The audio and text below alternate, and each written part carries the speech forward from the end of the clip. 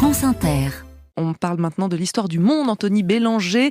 Washington accueille aujourd'hui une réunion internationale sur la Libye. Oui, une rencontre qui rassemblera tous les Occidentaux tentant de parrainer l'avenir électoral et politique du pays, à savoir la France, l'Allemagne, l'Italie, la Grande-Bretagne et donc les États-Unis. L'idée est justement de trouver une idée. Les alliés sont à bout de nerfs et de patience.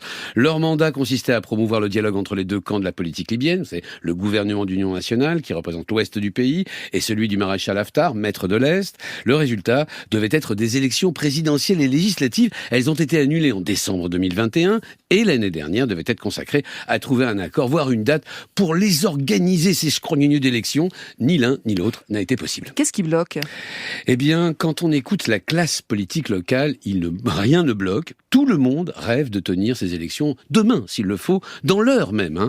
Mais quel candidat ? Les binationaux pourront-ils se présenter ? Et ceux qui ont un emploi public pourront-ils aussi se présenter ? Bref, la mauvaise volonté est absolument patente et s'explique presque trop facilement.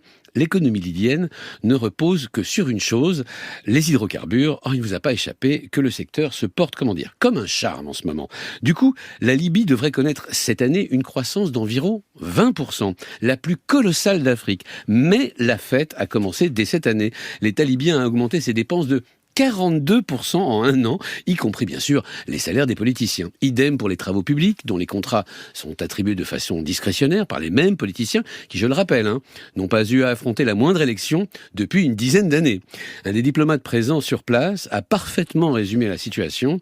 La Libye est devenue une kleptocratie redistributive, c'est-à-dire que l'argent est capté, puis distribué sur des bases claniques. On pourrait ajouter, en Libye, quand la corruption va, tout va. Et on comprend mieux pourquoi les élections ne sont clairement pas une priorité. Pourquoi risquer de tout perdre dans un processus électoral qui en plus risque de relancer la guerre civile ? Il est donc urgent d'attendre et de négocier éternellement. D'autant que les Libyens ont compris que l'Occident a d'autres chats russes à fouetter. Mieux encore, la Libye est une éponge à gaz et à pétrole dont les infrastructures sont toutes orientées vers l'Italie, puis vers le reste de l'Europe. Il est donc probable qu'aujourd'hui, il ne se passe pas grand-chose à Washington. Un nouveau délai sur un ton courroucé, au mieux. Anthony Bélanger et ses histoires du monde à retrouver sur franceinter.fr.